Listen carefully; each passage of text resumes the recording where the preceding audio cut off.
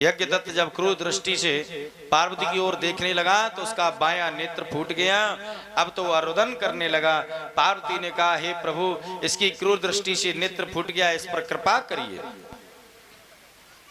तब तो भगवान भोलेनाथ ने यज्ञदत्त को समझाया, हे यज्ञदत्त, ये जो मेरे पास खड़ी हैं ये तुम्हारी माता हैं, आप खड़े होकर के इनको प्रणाम करो, ये पार्वती हैं।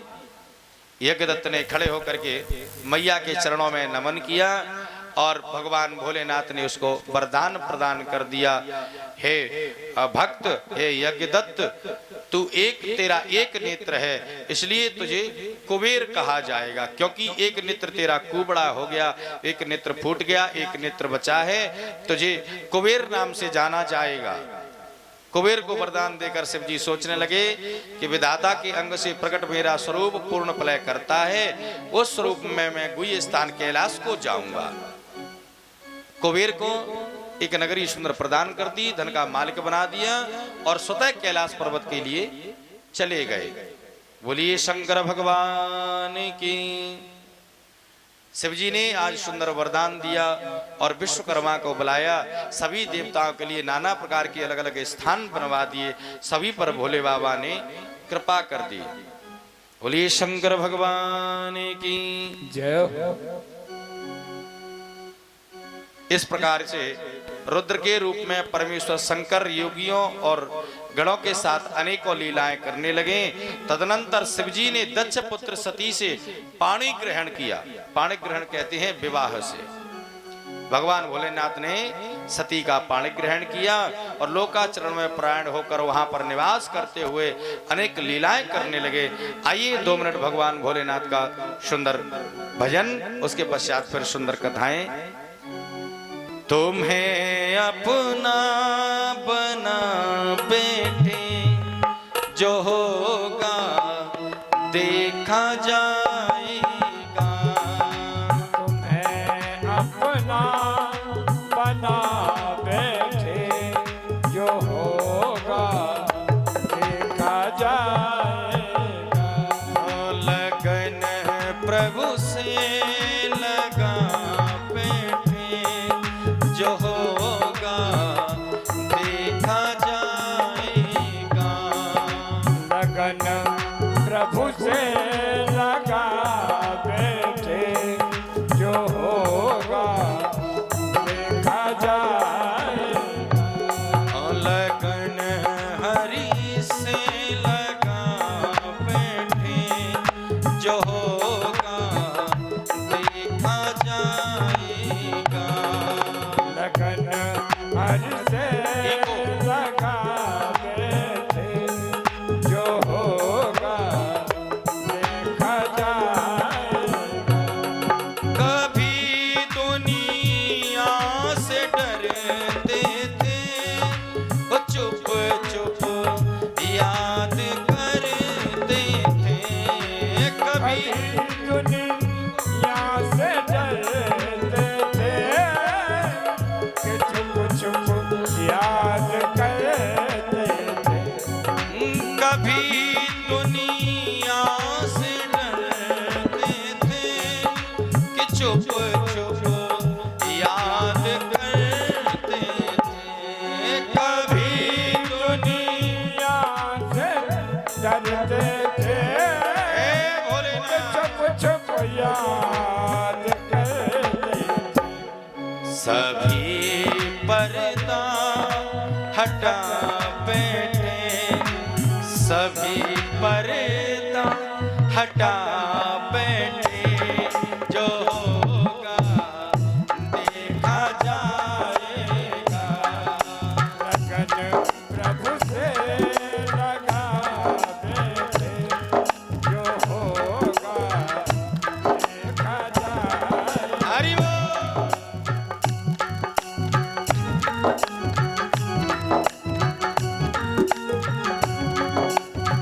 शंकर भगवान की जय हो।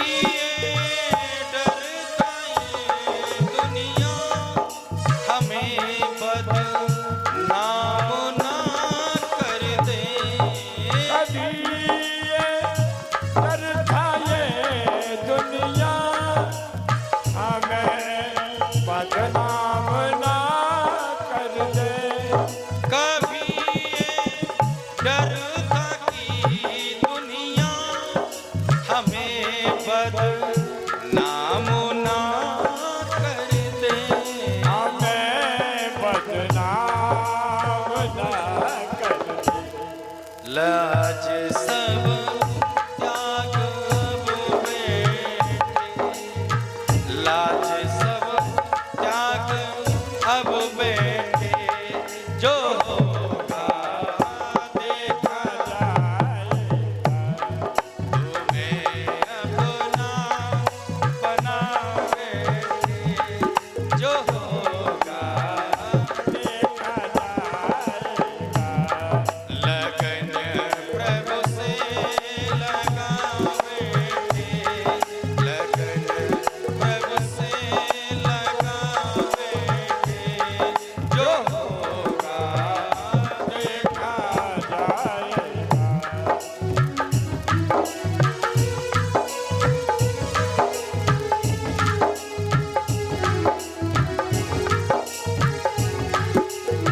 है भगवान। दीवाने बढ़ गए तेरे, तो फिर दुनिया से क्या डरना, दीवाने बन गए तेरे, तो फिर दुनिया से क्या डरना।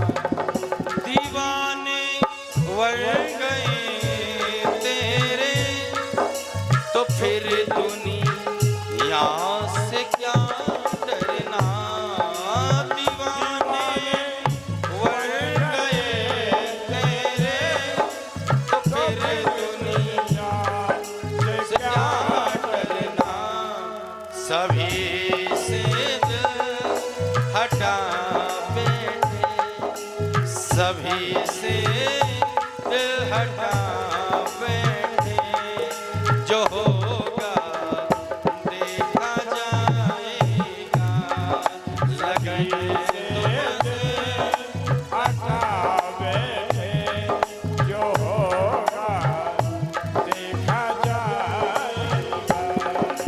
लगन तुमसे लगा बैठे, जो होगा देखा जाएगा, लगन प्रभु से लगा बैठे, हे भोलेनाथ। होगा देखा जाएगा। सुनिए, तुम्हारी बेरुखी से दिल हमारा टूट जाएगा, तुम्हारी बेरुखी से दिल हमारा टूट जाएगा।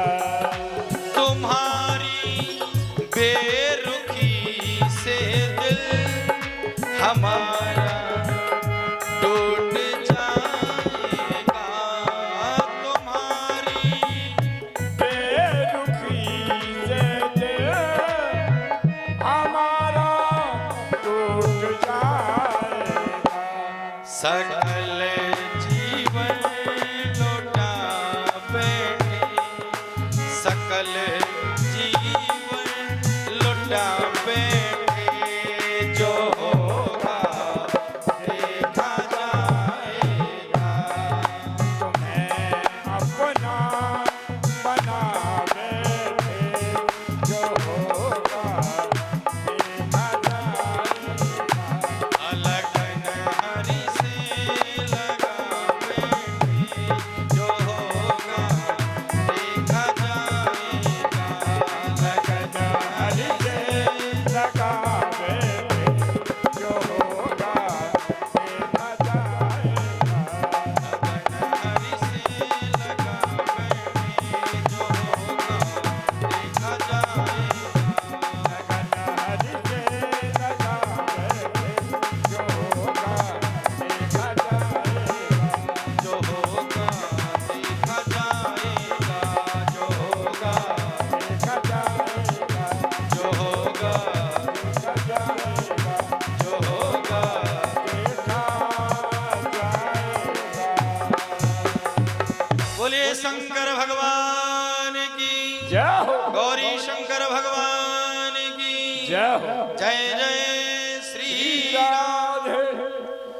श्री ब्रह्मा जी कहते हैं नारद जी,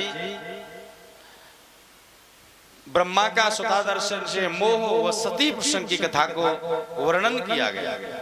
नारद जी ने प्रश्न किया है ब्रह्मा, आप सती प्रसंग का वृतांत सुनाने की कृपा करें। आपने कहा कि सती के कोई संतान नहीं हुई, अतः उन्होंने युवावस्था में अपने प्राणों का त्यागन कर दिया।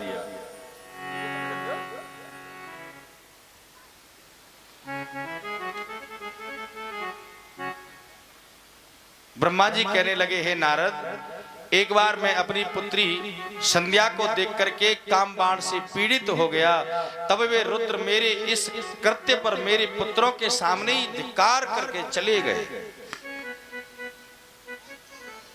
एक बार ब्रह्मा जी कामातुर हो गए, कामासक्त हो गए, तो महाराज आए हैं शंकर जी। शंकर जी ने ब्रह्मा जी को दुत्कार दिया, फटकार लगा दी। तो ब्रह्मा जी लज्जित हुए। ब्रह्मा जी ने मन में विचार किया कि किसी भी प्रकार में शिवजी को मोहित कर लूं, शिवजी का जो है विवाह करवा दूं, तब मेरे मन को शांति मिलेगी। एक दिन विष्णु भगवान ने मुझे समझाया, तब तो उस दिन से मैंने शिवजी से बैर भावना तो छोड़ दी, लेकिन मन में विषाद बना रहा। शिवजी को मोहित करने के लिए मैंने अपने पुत्र दक्ष द्वारा आस्कनी से सती को उत्पन्न कराया। कहते हैं ब्रह्मा, हे नारद, मैंने शिवजी को मोह में डालने के लिए मेरा जो पुत्र है ना दक्ष, उससे कहा कि बेटा तू पुत्री उत्पन्न कर और उसका विवाह भोलेनाथ के साथ में कर, तब मेरे मन को शांति मिलेगी। शिवजी की माया से मेरा पुत्र दक्ष शिवजी से मूर्खतावश बैर करने लगा, मानने लगा, रुद्र की निंदा करने लगा। दक्ष ने शिव को छोड़कर सभी देवों को बुलाकर अहंकारी यज्ञ करने लगा। ये उस समय की बात है जब ब्रह्मा जी की सभा लगी तो समस्त देवता आए।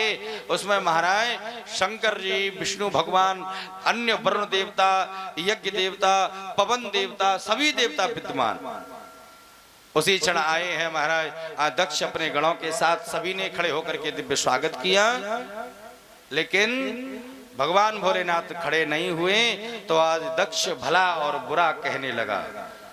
संत शंभु श्रीपते अपवादा, सुनिय जहां तह असिमर जादा, काटियता सुजीव जो बसाई, श्रवण मुदेनत चलिया पराई।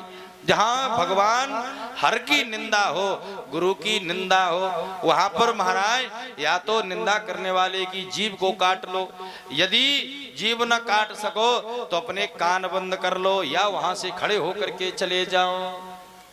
जब दक्ष भला और बुरा कहने लगा तो शिवजी के गण बैठे महाराज नंदी उनसे सहा नहीं गया और उन्होंने श्राप दे डाला, रे दक्ष तू भगवान भोलेनाथ के बारे में गलत अपशब्द बोलता है, बकरे की तरह मैं करता है, मैं प्रजापति हूँ, मैं प्रतिष्ठित हूँ, मैं ससुर हूँ, मैं पिता की पदवी पर हूँ, मुझे प्रणाम नहीं किया, बकरे की तरह मैं करता है। जा श्राप देता हूँ, तेरा यह सिर धड़ से अलग हो जाए और तेरे बकरे के सिर लग जाए।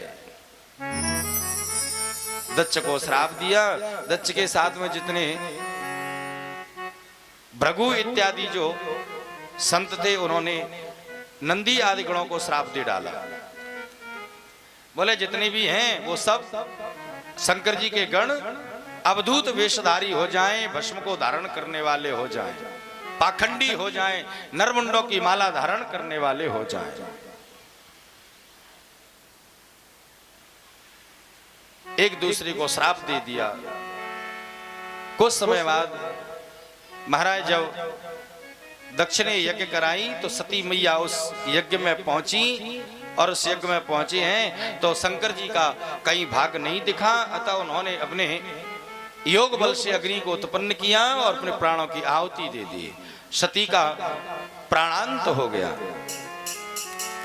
तब नारद जी बोले, ब्रह्मा जी आप इस कथा को थोड़ा विस्तार से समझाएं, तब मेरी समझ में आएगा कि ब्रह्मा जी जो है दक्ष ने बैर क्यों किया, क्या हुआ, सती ने ऐसे प्राणांत कैसे हो गया। प्रभु आप इस कथा को थोड़ा विस्तार से समझाएं।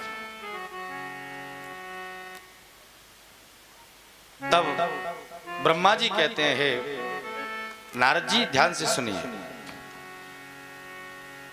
एक बार की बात, ब्रह्मा के शरीर से सुंदर कामदेव का जन्म हुआ। कामदेव कहां से उत्पन्न हुए? ब्रह्मा के शरीर से। ब्रह्मा के शरीर से कामदेव उत्पन्न हुए। कामदेव को ब्रह्मा जी ने वरदान दे दिया है, कामदेव तू सब पर विजय प्राप्त करेगा। पुष्पादि बसंत नाम की इत्यादि जो है बाण और गण प्रदान कर दिए। तो कामदेव ने मन में विचार किया कि ब्रह्मा ने वरदान तो दे दिया कि चाहे जो भी हो सब पर तू विजय प्राप्त कर लेगा।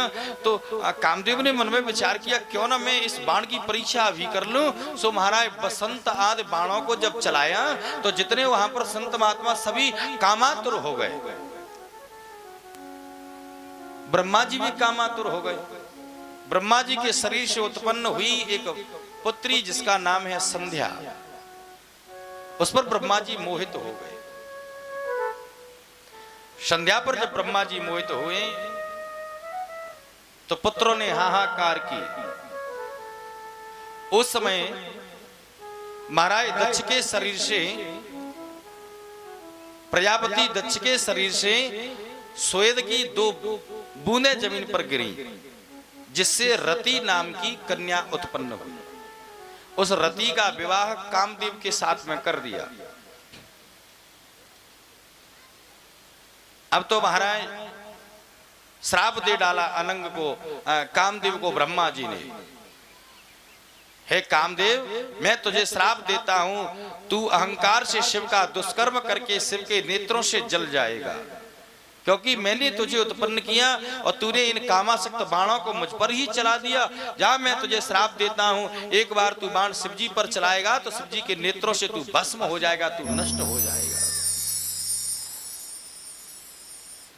अहम विष्णु सदा शंभो सर्वे त्वच्चर गोचरा इत यद भवक्ता प्रोक्तम तन्मया परीक्षितम। आज जाओ, काम को श्राप दे दिया तो कामदेव चरणों में गिर पड़ा, हे प्रभु मुझे माफ कर दीजिए। मैंने तो ये सोचा कि आपने वरदान दिया है, पता नहीं वो फलीभूत होगा कि नहीं, इसलिए मैंने जो है इन बाणों को यहीं चलाया। ब्रह्मा जी बोले, रे तूने सबको मोहित कर दियो, इतनो कामासक्त है गयो कि मैं अपनी पुत्री पर ही मोहित है गयो। आज श्राप दे डाला, चरणों में गिर पड़ा, तब वरदान भी दिया। रति रोने लगी, महाराज आपने पहले पैदा किया, उत्पन्न किया, अब आपने श्राप दे दिया कि जो है नष्ट हो जाओ। तब तो ब्रह्मा जी ने कहा, चिंता न करो, आप जो है द्वापर में यदु वंश में भगवान कृष्ण का जन्म होगा तो तुम्हारे पति वहीं पुत्र रूप में अवतरित होंगे, आप चिंता न करो, आपके पति वहीं पर मिलेंगे। सुंदर वरदान भी दे दिया कि जब यदु वंश कृष्ण अवतारा, जब यदु वंश कृष्ण अवतारा, वही है हरण मही महवारा, वही है हरण मही महवारा, कृष्ण तनय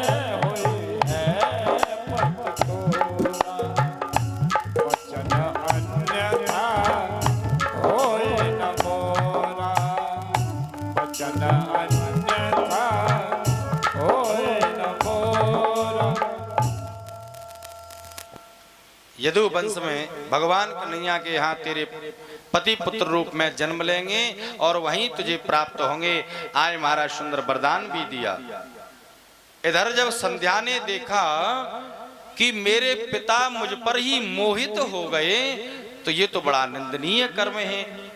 आज संध्या मन में विचार करने लगी, मैं क्या करूं, इस निंदित शरीर को त्याग दूंगी या प्रायश्चित स्वरूप जलाकर इस पाप का प्रायश्चित करूंगी।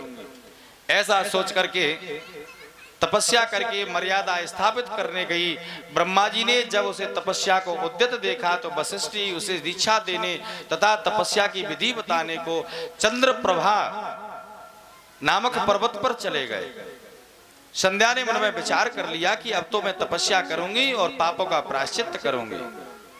तो ब्रह्मा जी ने वशिष्ठ जी को उपदेश कर दियो, जाओ जाकर के मेरी कन्या को गुरु मंत्र दो, दीक्षा दो, क्योंकि जब तक गुरु मंत्र नहीं होगा तब तक कितना जप तप कर लो उससे कल्याण नहीं होने वाला। वशिष्ठ जी ने वहां जाकर संध्या से पूछा, हे संध्या, तुम इस निर्जन पर्वत पर किस लिए आई हो? किमर्थमागता भद्रे निर्जरम त्वमही धरम कश्यवा तनया किंबा भवत्यापि चिकीर्षितम। हे भद्रे, इस निर्जन पर्वत पर तुम किस लिए आई हो? तुम किसकी कन्या हो और यहाँ क्या करना चाहती हो? तुम्हारा क्या प्रयोजन है? यह सब आप मुझे बताइए।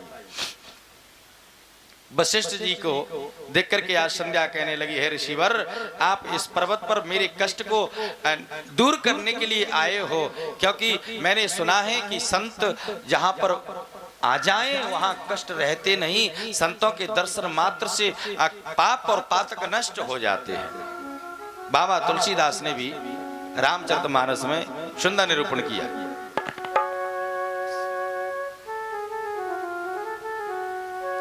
सरदा तप निस सचि परिहर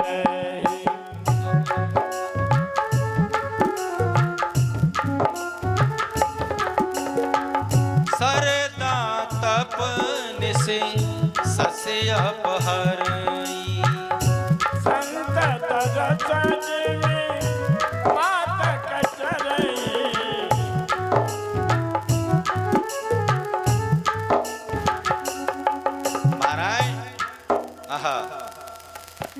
सरदा तपने से सस्य अपहरही संत दरस अग पातक टरही। जैसे सूर्यनारायण के निकलने से रात्रि दूर हो जाती है, ऐसे ही संतों के दर्शन मात्र से पाप नष्ट हो जाते हैं। सो आज कहती है संध्या देवी, वशिष्ठ महाराज, आप मेरे पापों को नष्ट करने के लिए आए हो। हे मुनि श्रेष्ठ, आपका दर्शन करके मैं धन्य हो गई। मैं ब्रह्मा जी की कन्या संध्या हूँ, तपस्या करने को इस पर्वत पर आई हूँ, कृपा करके आप मुझे उचित निर्देश दीजिए। तब वशिष्ठ जी कहने लगे, तुम जगत के आदि पुरुषोत्तम धर्म अर्थ काम मोक्ष आदि कारण भगवान शिव का ही भजन करो। हे देवी, शिव जी सब कुछ देने वाले हैं, अर्थ देने वाले, मोक्ष देने वाले, कामना की पूर्ति करने वाले, इसलिए आप ओम नमः शंकराय ओम नमः शिवाय इति जो है मंत्र का जप करो, ये तुम्हारी सर्व मनोकामना पूर्ण करेगा। वशिष्ठ द्वारा बताई गई तपस्या की विधि और मंत्र को जपते हुए संध्या को एक चतुर्युगी बीत गई। उसकी तपस्या से प्रसन्न होकर के शिव जिस रूप का संध्या ध्यान कर रही थी उसी रूप में प्रकट हो गए। बोलिए शंकर भगवान की जय हो। संध्या की तपस्या से खुश होकर के भगवान भोलेनाथ भूत भावन प्रकट हो गए। भगवान शिव को देख संध्या बड़ी प्रसन्न हुई, सोचने लगी अब मैं इनकी स्तुति कैसे करूं, मुझे कुछ आता तो है नहीं, वेद पढ़ी नहीं, पुराण पढ़ी नहीं, महाराज कैसे स्तुति करूं। तो आज भगवान भोलेनाथ ने उसे दिव्य ज्ञान और दिव्य वाणी प्रदान कर दी। बोलिए शंकर भगवान की जय हो। जब उस संध्या को दिव्य ज्ञान दिव्य वाणी दी तो आज अपनी सुंदर वाणी से 15 श्लोकों में भगवान भूत भावन की स्तुति की। नमोस्तोभ्यं महेशान नमोस्तोभ्यं तपोमय प्रसीद शंभो देवेश भूयो भूयो नमस्तुते। संध्या बोली है महेशान, आपको मेरा नमस्कार है। हे तपोमय, आपको नमस्कार है। हे शंभो देवेश, आपको बार बार नमस्कार है। तब तो भगवान भोलेनाथ कहने लगे, ये न ते विद्यते कार्यं वरेणास्मिन् मोगतम् तत्करिष्ये च भद्रं ते प्रसन्नोऽहं तत्व्रतैः। हे देवी, भद्रम ते प्रसन्नोऽहं तत्व्रतैः, तूने जो तपस्या रूपी व्रत किया इससे मैं प्रसन्न हूं। येन ते विदितम कार्यम, देवी किस कार्य से आपने तपस्या की वह मुझसे वरदान मांगो, मैं तुम्हारा अभीष्ट हो, तुम्हें सिद्धि प्रदान करूंगा, तुम्हारा कार्य पूर्ण हो। संध्या कहने लगी, हे प्रभु, यदि आप मुझ पर प्रसन्न हैं तो मुझे यह वर दो कि कोई प्राणी पैदा होते ही कामी न हो। संध्या ने वरदान मांगा कि महाराज यदि आप प्रसन्न हैं तो मुझे ऐसा वरदान दे दो कि कोई भी जीव जन्म ले तो जन्म लेते ही वह काम वासना में लिप्त न हो, ऐसा मुझे वरदान दे दो। मेरे समान दूसरी कोई न हो, मेरे समान दूसरी संसार में कोई स्त्री न हो, और जिससे मैं विवाह करूं वह मेरा पति भी कामी न हो। ये 3 वरदान मुझे दे दीजिए। शंकर जी कहने लगे, हे संध्या, अब तू पापहीन है, तुमने जो वर मांगा सो मैं तुमको प्रदान करता हूं। संध्या बोली, प्राणी का पहला शैशव भाव, दूसरा कुमार भाव, तीसरा यौवन और चौथा वार्धक्य होगा। जब शरीरधारी तीसरी अवस्था को प्राप्त होगा तभी सकाम होगा। कोई कोई किशोर भाव में भी सकाम होगा, तू सती भाव को प्राप्त होगी। भोलेनाथ ने वरदान दे दिया, हे देवी, तू तो सती भाव को प्राप्त होगी, चिंता मत कर, तू तीसरी अवस्था को प्राप्त होगी। तीनों लोकों में तेरे समान कोई नहीं होगा। अब तू चंद्रभागा नदी के किनारे जहां मेधात ऋषि यज्ञ करते हैं वहां जाकर मुनियों के दृष्टि गोचर न होती हुई अग्नि में प्रविष्ट हो जा। जाकर के अग्नि में प्रविष्ट हुई, उसके संध्या का जो ऊपरी भाग है वह रात्रि बन गया, नीचे का भाग प्रातः काल बन गया, और शेष जो भाग बना वो संध्या के समय सूर्यास्त होता है तो धुंधला धुंधला होता है ना, वो बन गया, संध्या कालीन समय बन गया।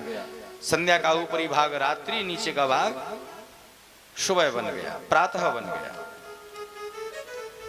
मेधा तिथि ने जब संध्या ने यज्ञ में अपना निवास स्थान ग्रहण किया तो उसकी जो कांति है वो सूर्य भगवान ने ग्रहण कर ली। यज्ञ की समाप्ति के बाद मुनियों ने सुवर्ण के समान कांति वाली सुंदर कन्या को पाया उस यज्ञ में, तो कन्या को स्नान करा करके मेधा तिथि ने गोद में लिया और उसका नाम अर्धंती रख दिया। संध्या रूप तो समाप्त हो गया, लेकिन संध्या रूप समाप्त होते ही अग्नि में से दूसरी कन्या प्रकट हुई, बड़ी सोने के समान सुंदर, जिसको स्नान करा करके उसका नामकरण कर दिया, नाम अर्धंती रख दिया, और विवाह महाराज वशिष्ठ के साथ में कर दिया। ये जो अर्धंती महारानी है ये यज्ञ से उत्पन्न हुई। बोले ये अर्धंती महारानी की जय हो। वशिष्ठ महाराज के साथ में विवाह कर दिया। उनके सत्याधिक पुत्र पैदा हुए थे। नारद जी कहने लगे, हे ब्रह्मा जी, कामदेव को रति के साथ जाता हुआ देखकर आपकी कौन सी प्रतिक्रिया हुई थी? तब ब्रह्मा जी कहने लगे, हे नारद, मैंने अपनी मरीचादि पुत्रों से कहा कि पुत्रों, मेरे मन को पीड़ा है वो सुनो कि स्त्री की अभिलाषा मात्र से ही शिवजी ने मुझे और तुमको धिक्कारा था। जब हम तुम कामासक्त हो गए तो शिवजी ने धिक्कार लगाई, इसलिए अब शिवजी का विवाह करवाना है। अब तो बार बार प्रार्थना करने लगे महाराज ब्रह्मा जी अपने मरीच इत्यादि पुत्रों के साथ में। तब तो भजन करने लगे। नारायण भगवान आए, नारायण भगवान समझाने लगे हैं, आप चिंता न करो। समय आने पर सुंदर प्रार्थना की, स्तुति की। महाराज दक्ष ने पराम्बा प्रकट हुई हैं। पराम्बा प्रकट होकर के आज महाराज वरदान दिया है दक्ष को, हे दक्ष तू चिंता मत कर, मैं तेरे घर में कन्या रूप में प्रकट होंगी। समय आने पर महारानी दुर्गा, अष्टभुजी दुर्गा सती के रूप में महाराज दक्ष के घर में प्रकट हुई। बोलिए सती महारानी की जय हो। सुंदर नारद जी आए हैं। नारद जी ने नामकरण किया है और बतलाया है इस कन्या का विवाह भगवान भूत भावन भोलेनाथ के साथ में होगा। आज ब्रह्मा आदि देवता गए शंकर जी के पास, प्रार्थना की। भगवान भोलेनाथ सुंदर अपने वृषभ पर आरूढ़ होकर के आए। सती मैया के साथ में सुंदर विवाह हुआ। दक्ष महाराज ने दिव्य यथोचित नाना प्रकार से भगवान भोलेनाथ के साथ में विवाह किया, सुंदर नाना प्रकार से दहेज दिया, आशीर्वाद दिया। बोलिए शंकर भगवान की जय हो, सती मैया की जय हो। सुंदर जो है विवाह होकर के अपने कैलाश पर्वत पर आए, नाना प्रकार से नाना प्रकार के भोग भोगने लगे। अब तो ब्रह्मा के मन को शांति हुई कि जिस स्त्री पर हम आसक्त हुए तो भगवान भोलेनाथ ने हमें धिक्कारा, लेकिन धन्य है आज भोले बाबा को विवाह है गयो।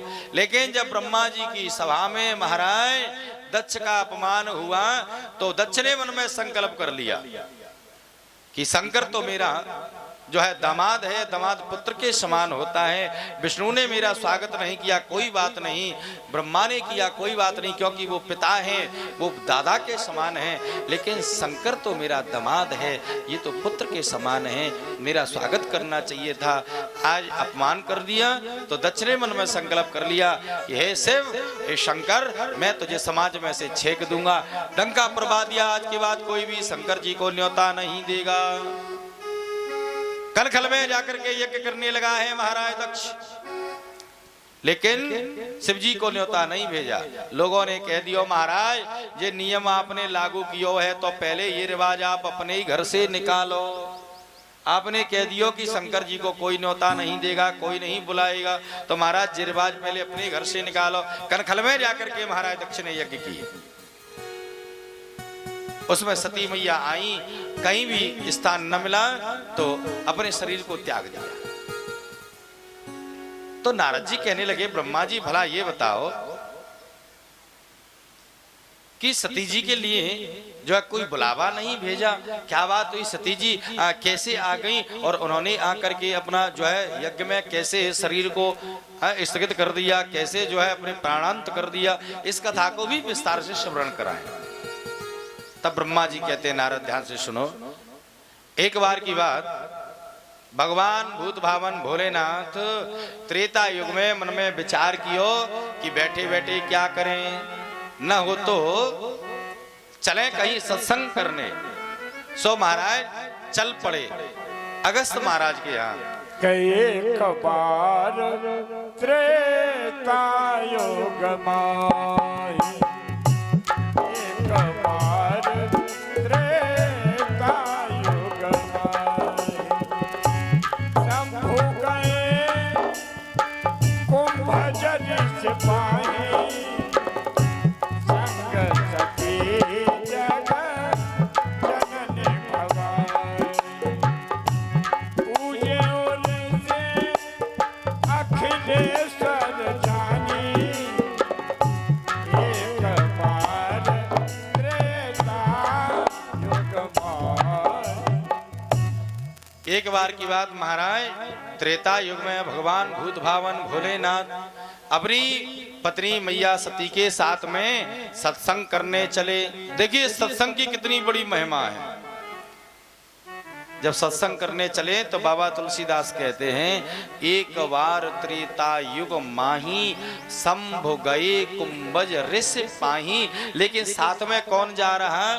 संग सती जग जननी भवानी। भोलेनाथ के साथ कौन जा रही हैं? सती जा रही हैं, जगत की जननी जा रही हैं, भव की पत्नी जा रही हैं, भवानी जा रही हैं। ओह कितनी बड़ी डिग्रियां लगा दी मैया के ऊपर। संग सती जग जनन भवानी, पूजे ऋषि अखिलेश्वर जानी। सुंदर अगस्त महाराज ने उनका दिव्य स्वागत किया, पूजन किया।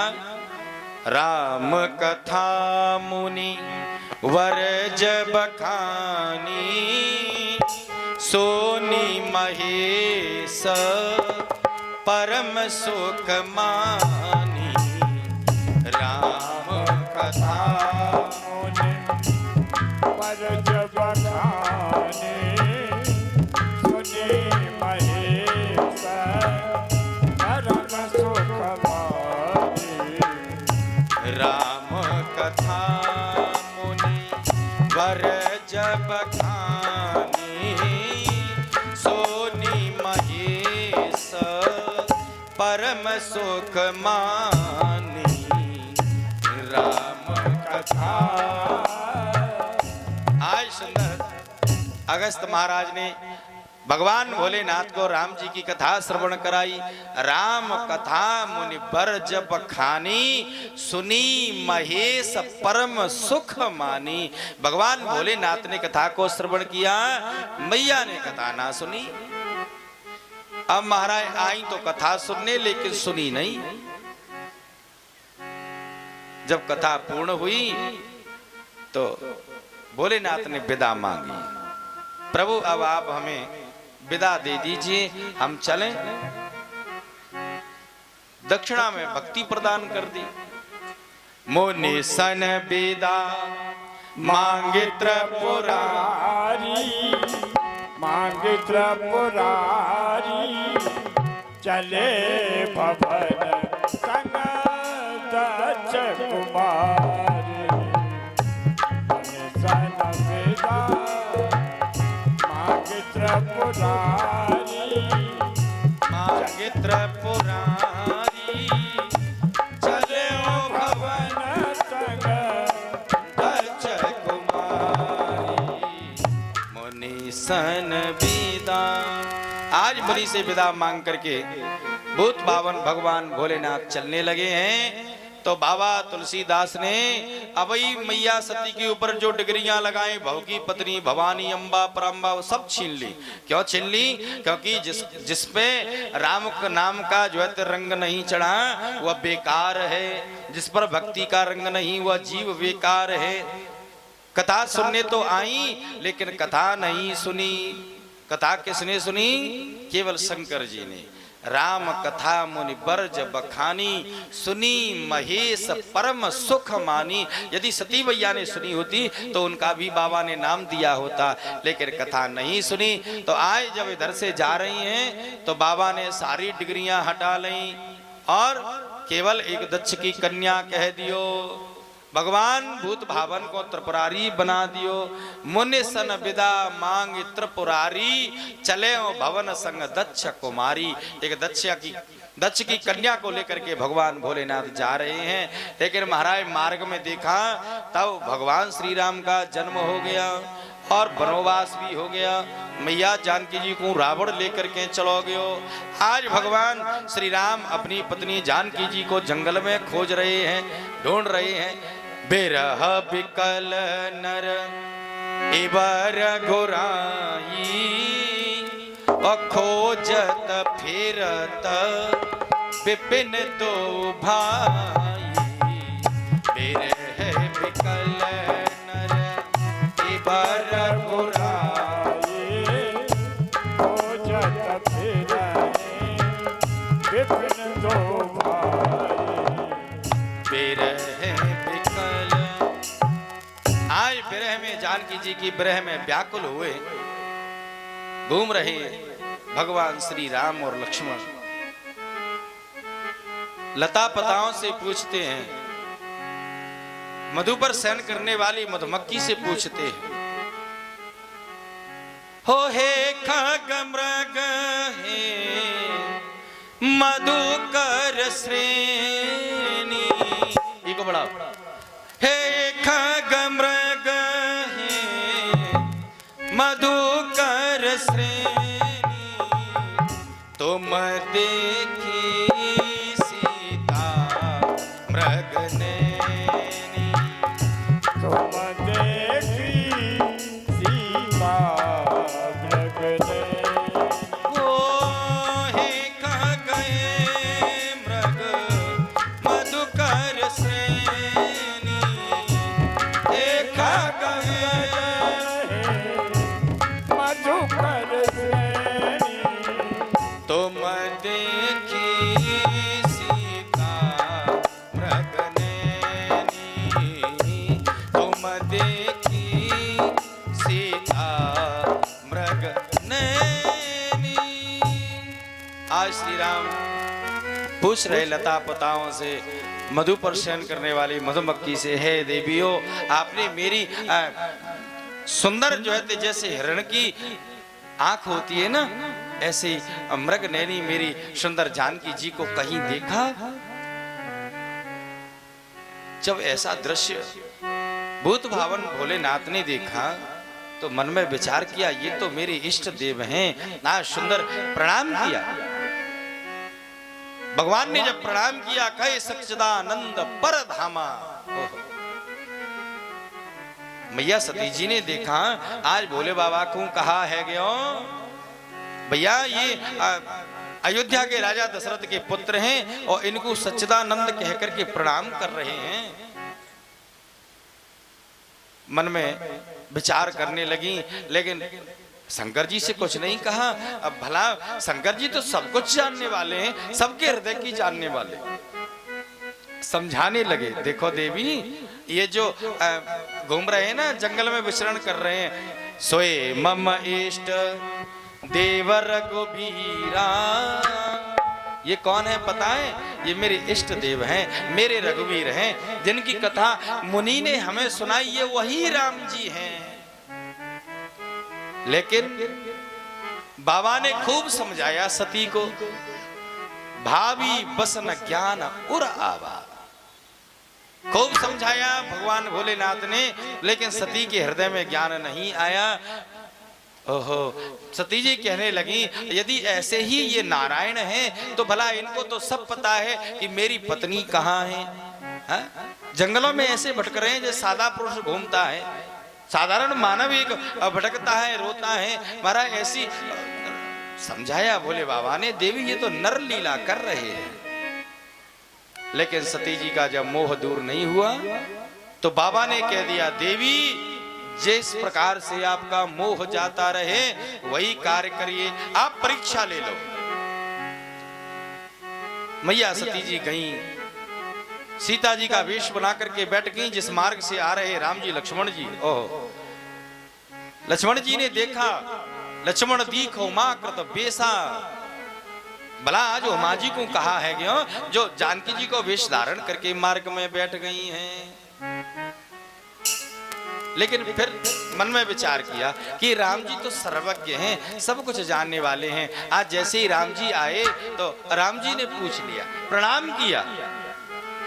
राम जी ने अकेले फिरो के तू, बिना अकेले फिरो के तू, बिना अकेले फिरो के तू, उन्हें असकही कहाँ रसके तू।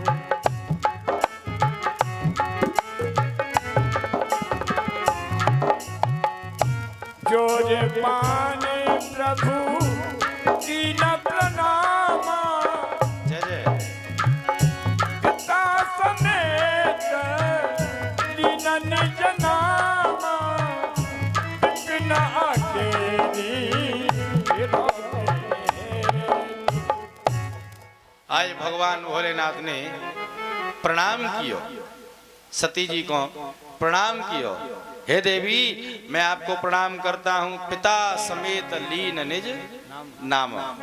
आज अपना नाम बताया, मैं दशरथ का पुत्र राम हूँ। लेकिन सती जी को जब राम जी ने प्रणाम किया तो सती जी तो गदगद हो गई। ओह देखो ना, मैंने तो भोले बाबा से पहले कि ये तो साधारण मनुष्य है, यदि ये नारायण होते तो मुझे पहचान लेते और पहले ही कह देते, अरे सती आप तो सीता जी को वेश धारण करके बैठे हैं, लेकिन देखो मुझे प्रणाम कर रहे हैं, कह रहे हैं। मानो ऐसा प्रतीत होता है कि ये कहना चाहते हो कि हे जानकी जी भला तुम कहाँ मुंह को छोड़ करके चली गई। अरे देखो ना, मैं दशरथ को पुत्र राम, क्या तुम मुझे भूल गई? मैं तुम्हारा पति हूँ। सती जी तो विचार कर ही रही, लेकिन तब तक फिर बोल पड़े राम जी, कहूं बहोरी कहाँ ब्रसके तू, ओ बिपिन अकेले फिर के हेतु। हे देवी, बिपिन माने जंगल, कहाँ बहोर कहाँ ब्रसकेतु, ब्रसकेतु कहाँ है, शंकर जी कहाँ हैं, और आप इस जंगल में अकेली क्या कर रही हो? जो ऐसे शब्द सुने मैया तो घबरा गई, अब तो जो थर-थर कांपने लगी और खड़ी होकर के भागने लगी। जब भागने लगी तो राम जी ने अपनी माया को प्रकट किया। अब तो महाराज जिधर देखें उधर ही राम लक्ष्मण जानकी दिखाई, सोए रघुवर सोए लक्ष्मण सीता। देख सती अति भई सभीता। आज महारानी घबरा गई और हृदय मोदी बैठी मगमाई। आज महाराज हृदय कंपतन सुध कछु नाही और नैन मूंद बैठी मगमाही। जब डर लगता है तो नेत्र बंद कर लेते हैं। चारों तरफ सती जी को जब राम लक्ष्मण जानकी दिखाई पड़ने लगे तो मैया सती जी घबराई, नेत्र बंद करके बैठ गई। राम जी ने माया को खींच लिया। थोड़ी देर बाद खड़ी हुई, पसीना डालती हुई महाराज थर थर कांपती हुई, पैर कपकपाते हुई पहुंची शंकर जी के पास। पूछ लिया बाबा ने, चौ देवी परीक्षा ले आई? कछु न परीक्षा झूठ बोल गई। न गुसाई, कछु न परीक्षा न गुसाई, कछु न परीक्षा न गुसाई, दीनी प्रणाम तुम्हारी नाई। कीन प्रणाम तुम्हारे नाई। तब शंकर देखा धर ध्याना, तब शंकर देखा धर ध्याना, सती जो कीन चरित सब जाना, सती जो कीन चरित सब जाना। आहा, आज सुंदर जो है मैया ने जाकर के शिव जी से झूठ बोल दिया। प्रभु कछु न परीक्षा ली न गोसाई, मैंने कोई परीक्षा नहीं ली। जैसे आपने प्रणाम किया वैसे ही मैंने कर लियो। तो बाबा ने मन में विचार किया, भला ऐसे प्रणाम करना था तो पहले ही कर लेती। हाँ, वहां जाने की आवश्यकता क्या थी। लेकिन जब बाबा ने ध्यान रख करके देखा तो सती जो कीन चरित सब जाना, सारा हाल जान लिया कि इसने मेरी माँ का वेश धारण किया है। त्रिया चरित्रम पुरुषस्य भाग्यम देवो न जानाति कुतो पुतस्य। स्त्री का चरित्र और पुरुष का भाग्य देवताओं ने भी नहीं जान पाया। पुरुष का भाग्य कब जागृत हो जाए किसी को नहीं पता। स्त्री कब क्या कर बैठे देवताओं को भी नहीं पता। एक बार महाराज भर्तरी अपनी जो है रानी से बड़ा प्रेम करते हैं। कोई संत महात्मा आए तो एक फल लेकर के आए, अमृत रूपी फल। बोले राजन तुम धर्मात्मा हो, आप विवेकी हो, सदाचार का पालन करने वाले हो, आप इस फल को खा लो, अमर हो जाओ। राजा ने मन में विचार किया, मैं इस फल को खा करके क्या करूंगा, क्योंकि मेरे प्राण तो मेरी रानी में अटके हुए हैं। मैं रानी से इतनी मोहब्बत करूं कि उसके बगैर जी ना पाऊं। महाराज रानी को फल दे दिया, इसको खा लेना, तू जीवित रहेगी, तुझे देख देख करके जी लूंगा। लेकिन रानी प्रेम करती महाराज मंत्री से, वो फल मंत्री को दे दिया। मंत्री प्रेम करता वेश्या से। वेश्या ने फल लिया। वेश्या ने विचार किया मेरा जीवन तो घृणित है, हमारे राजा धर्मात्मा हैं, उनको फल खाना चाहिए। ले जाकर के राजा को फल दिया है। राजा ने वेश्या को पकड़ करके कारागार में डाल दिया। अरे वेश्या, ये फल तो मैंने रानी को दिया, तेरे पास कहां से आया? वेश्या ने कहा महाराज ये फल आपके मंत्री ने मुझे दिया। मंत्री को पकड़ा, बोले रानी ने दिया। तब राजा को जो है वैराग्य हो गया। ये संसार तो झूठा है, ये प्यार मोहब्बत जो है सब धोखा है। कोई किसी से सच्ची मोहब्बत नहीं करता, सब धोखा है। यदि मोहब्बत करना है तो परमात्मा से करो, प्यार करना है तो गोविंद से करो, भोलेनाथ से करो जो त्रिपुरारी है, कंसारी है। मैं रानी से प्रेम करता, रानी मंत्री से करती, मंत्री वेश्या से करता। वैराग्य हो गया, राजपाट छोड़ करके चला गया शमशान घाट में जाकर के, और वहां पर इस मंत्र की रचना की, इस श्लोक को लिखा। त्रिया चरित्रम पुरुषस्य भाग्यम देवो न जानाति कुतो बतस्य। स्त्री का चरित्र और पुरुषों का भाग्य देवताओं ने भी नहीं जान पाया। मैया सती गई, लेकिन भोलेनाथ से झूठ बोल रही है। पता है मेरा पति सर्वज्ञ है, सब कुछ जानने वाला है, कुछ छुपता नहीं, लेकिन फिर भी झूठ बोल रही। पहले तो पति की बातों पर विश्वास नहीं किया, कि ये राम जी हैं? बोले नहीं, ये तो साधारण पुरुष हैं। अब झूठ बोल रहे हैं कि कछु न परीक्षा लीन गोसाई, कीन प्रणाम तुम्हारे नाई। तब शंकर देखो धर ध्याना, सती जो कीन चरित सब जाना। मन में विचार कर लिया, हे सती यह तन सते भेंट मोय नाही, और शिव संकल्प कीन मन माही। विचार कर लिया, इस तन से भेंट नहीं करूंगा। आज आकाशवाणी हुई, धन्य है प्रभु। सती ने पूछा, प्रभु क्या हुआ, आकाशवाणी क्यों हुई, आपने कौन सा संकल्प कर लिया? भगवान भोलेनाथ ने नहीं बताया, लेकिन सती सब कुछ समझ गई। पति ने परित्याग कर दिया। कहत सुनत विविध इतिहासा, विश्वनाथ पहुंचे कैलासा। कैलाश पर्वत जाकर के भगवान भोलेनाथ की समाधि लग गई। 87,000 वर्ष तक समाधि लगी रही। बीते संवत सहस 87,000 वर्ष तक समाधि लगी रही है। आज मैया पार्वती मन में विचार करती हैं, मैं क्या करूं, हे प्रभु मुझसे भूल तो हो गई, मुझको क्षमा करना। हे गोविंद, मैं तुम्हारे बगैर नहीं रह सकती। हे बाबा, अब आप मुझे अपनाइए। मेरा परित्याग कर दिया बाबा, मैं किसकी शरण में जाऊं? बाबा मैं कैसे रहूं? थोड़ा सा मुस्कुरा दीजिए, दर्द दिल की दवा दीजिए। भोले बाबा दर्द दिल की दवा दीजिए। भोले बाबा थोड़ा सा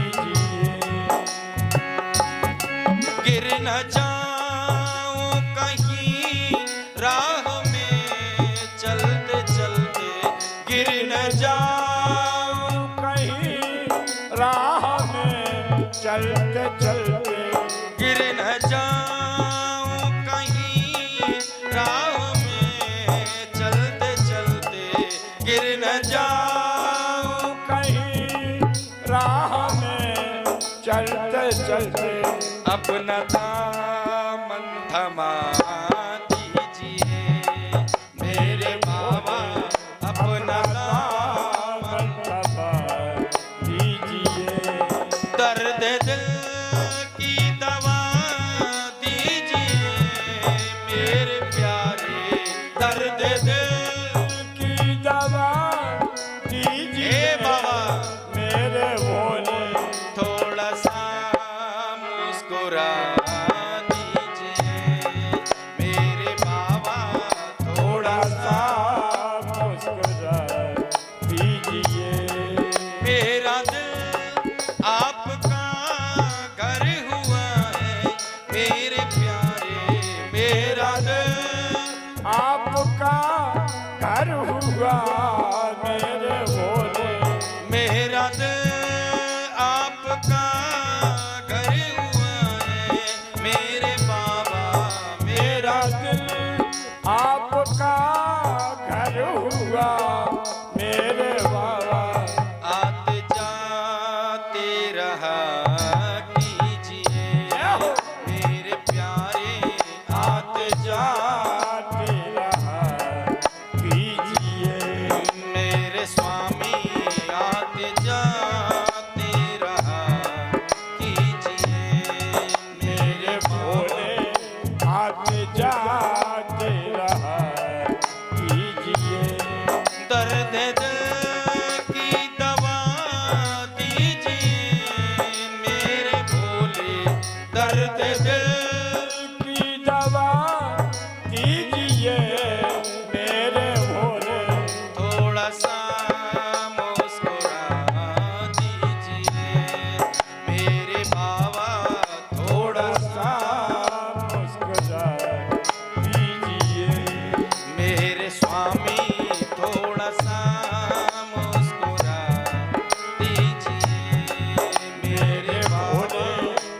थोड़ा सा मुस्कुरा